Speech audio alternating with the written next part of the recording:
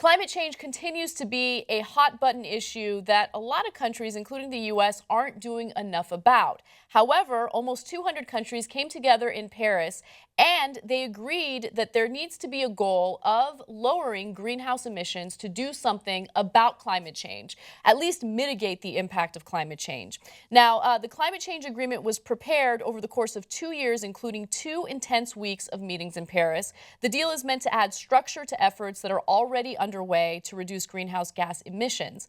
Nearly every country has submitted a plan, and I want to show you guys a quick chart of what the goal is. Now, if we do absolutely nothing whatsoever, by the year 2030, or actually 2100, Jesus Christ, that's a long time away, but not that long away, the temperature, or the climate, I should say, is likely to increase to 3.8 degrees Celsius, which is not good. Okay, but when you look at what we're attempting to do with these new changes, it could be 2.7. And if it's 2.7, we're still not doing enough. The current agreements still don't do enough. We need to be at less than 2, okay? And you see that in 2 degrees Celsius. You see that on that chart right there. Again, the agreement, which is non-binding, which doesn't really have any real consequences set in place to punish these countries, isn't going to do enough. We need to go further. Now, the Paris deal will become official when at least 55 countries that account for 55% of global emissions have come to a formal agreement. So, for instance, that could possibly mean that China, the United States, Europe, India, and Russia all come on board. And of course, there are other factors related to international relations that could play a role in whether or not people abide by these rules, even set these goals in the first place. It's not looking too good, but I'm glad that the conversation is being had. What do you think about this, Colin? Make your point.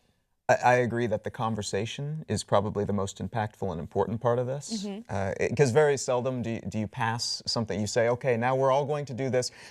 No punishment if you don't, but we're all going to do this. And then people are like, okay, yeah, let's just all do this. That makes perfect sense, because we don't have constituents or anything that we think will not like us if we tax them at higher rates. Right. So I don't think we can expect too much just from that agreement, but I do think that it represents good things in terms of changing attitudes, because there's a lot of reasons, not just the temperature, average temperature increase, but a lot of reasons to not pollute the planet, the environment, and to try to keep things at a sustainable level. And so this represents an attitude shift that I think then will correlate over to individuals, but also companies and corporations, which I think will have a much larger impact on the ground. Yeah, Bernie Sanders got a lot of heat during the last Democratic debate because he said something about how climate change is going to lead to perpetual war, right? It's the biggest national security threat. And people thought that was a crazy thing to say, but it's actually very much true. Climate change is starting to really destroy our limited resources, and that includes agriculture. And so if countries are fighting for these resources, I mean, we're going to go to war over what we're doing to the environment, what we're doing to this planet. So it's an important issue. I like that the conversation is being had, but we need to go further. Yeah. Amen. Yes. So here's the question. How do you contribute to help save the environment? Oh gosh, well, I hold accords and invite 200 countries to come. No, I mean, usually, like all an individual can do typically is kind of pay attention to what you do as an individual. So in terms of recycling and buying things in a way that's very intentional. I mean, some of it actually matters, some of it is more the idea of it. Like recycling in some places actually ends up costing more or polluting a little bit more, but over time it grows and turns into something really useful.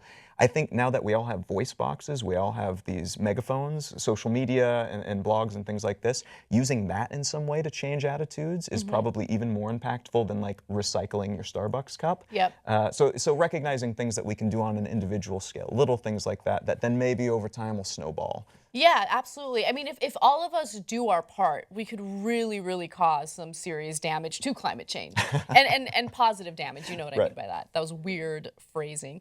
But I mean, I pretty much do similar things as you when it comes to climate change. I should do more. So I know that eating red meat contributes to climate change quite a bit. That's a good one, and yeah. it's really difficult for me to give it up, but my red meat consumption has gone down so much.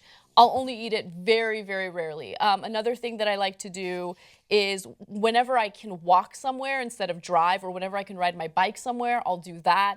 I try to recycle, you know, just these little things that I hope add up in the end. I had a hybrid car at one point, but then I really wanted the car that I have now that's not a hybrid car.